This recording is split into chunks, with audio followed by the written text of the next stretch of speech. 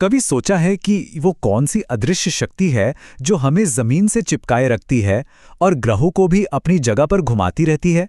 आज हम गुरुत्वाकर्षण के इसी रहस्य से पर्दा उठाने वाले हैं, वो शक्ति जो हमारे पूरे ब्रह्मांड को आकार देती है। देखिए, सवाल बहुत सीधा सा था, लेकिन इसका जवाब वो क्रांतिकारी था। यही वो सवाल था जिसने सर आइजैक न्यूटन को एक ऐसी खोज करने पर मजबूर कर दिया जिसने ब्रह्मांड को देखने का हमारा नजरिया ही बदल दिया। एक ऐसा नियम जो एक गिरते हुए सेब से लेकर चमकते हुए तारों तक हर चीज पर लागू होता है।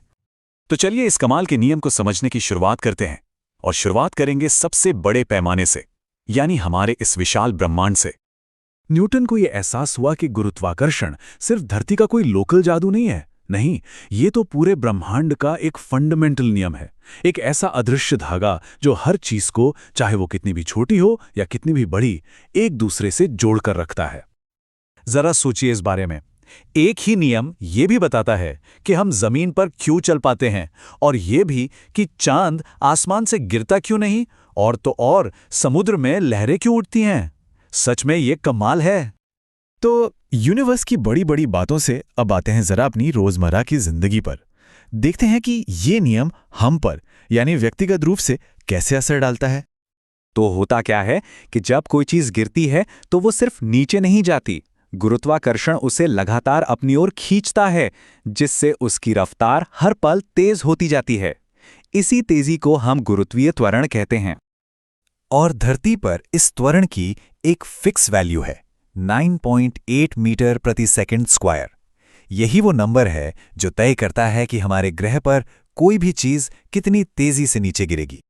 यहां पर एक बहुत आम कंफ्यूजन दूर होती है। किसी का द्रव्यमान, यानी उसके अंदर पदार्थ की कुल मात्रा, वो चाहे धरती पर हो या चांद पर, हमेशा सेम रहेगी, लेकिन उसका भार जो गुरुत्वाकर्षण के खिंचाव पर निर्भर करता है, वो जगह बदलने पर पूरी तरह से बदल जाएगा। अब ये जो वजन है ना, ये सिर्फ एक नंबर नहीं है, ये एक फोर्स है, एक बल। आइए अब जरा और करीब से देखते हैं कि ये बल हमारे आसपास की दुनिया पर कैसे काम करता है। ये छोटा सा फॉर्मूला एक बहुत ही जबरदस्त आइडिया बताता है। वो ये कि एक ही बल का असर कितना अलग अलग हो सकता है, ये इस बात पर निर्भर करता है कि उसे कितनी जगह पर लगाया जा रहा है। जैसे एक कील के बारे में सोचिए। जब उस पर हथौड़ा पड़ता है तो सारा का सारा बल उसकी पतली सी नोक पर आ जाता है। इससे इतना ज्यादा प्रेशर बनता है कि कील आसानी से लकड़ी के अंदर चली जाती है। और ठीक इसी का उल्टा होता है स्कूल बैग के साथ। उसकी पट्टियां चौड़ी क्यों होती हैं? ताकि बैग का वजन ज्यादा बड़े एरिया में फैल जाए और कंधों पर प्रेशर कम पड़े। अच्छा, गुरुत्वाकर्षण तो हमेशा नीचे खींचता है, पर तब क्या होता है जब कोई दूसरी ताकत उसे ऊपर की तरफ धकेले, खासकर पानी में? चलिए तैरने के इसी रहस्य का पता लगाते हैं। इसका जवाब छिपा है दो फोर्सेस की एक जबरदस्त लड़ाई में। एक तरफ है गुरुत्वाकर्षण का नीचे की ओर खिंचाव, और दूसरी तरफ है पानी का ऊपर की ओर एक ताकतवर धक्का।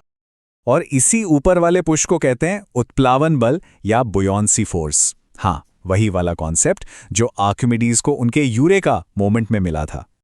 तो सारा खेल असल में डेंसिटी यानी घनत्व का है।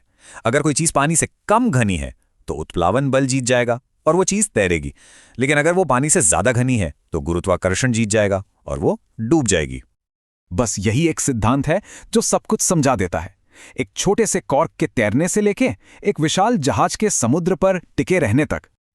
तो आकाशगंगाओं को जोड़ने वाले इस कॉस्मिक ग्लू से लेकर इस साधारण सी बात तक कि चीजें अपनी जगह पर क्यों रहती हैं, गुरुत्वाकर्षण हर जगह है। और ये हमें एक बहुत ही मजेदार सवाल के साथ छोड़ जाता है। अगर ये अदृश्य शक्ति अचानक गायब हो जाए तो सबसे पहले क्या होगा?